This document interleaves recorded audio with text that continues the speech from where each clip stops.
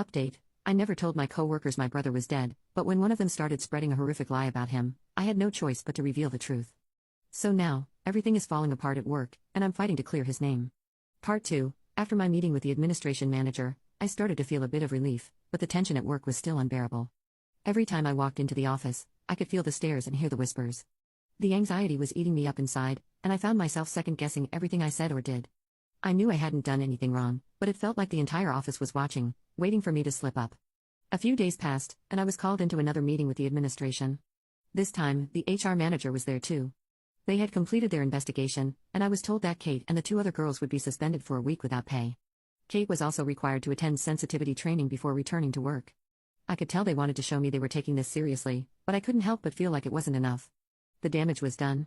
My brother's memory was tainted by the lies, and my reputation at work was still hanging by a thread.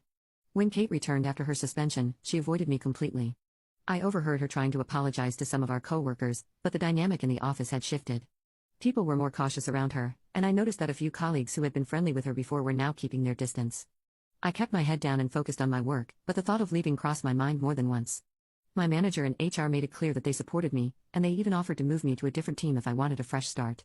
But I wasn't sure if I wanted to stay in an environment where I felt so betrayed. After talking it over with my family, I decided to stay at the office for the time being. I figured I shouldn't have to be the one to leave because of someone else's lies. Plus, finding a new job wasn't something I wanted to deal with right now. But I did take the opportunity to join a different project team, which allowed me to distance myself from the situation and work with new people who had no connection to the drama. Over time, things began to settle. The whispers died down, and I started to feel more comfortable again. I was careful about how I talked about my brother, but I didn't let that part of my life disappear.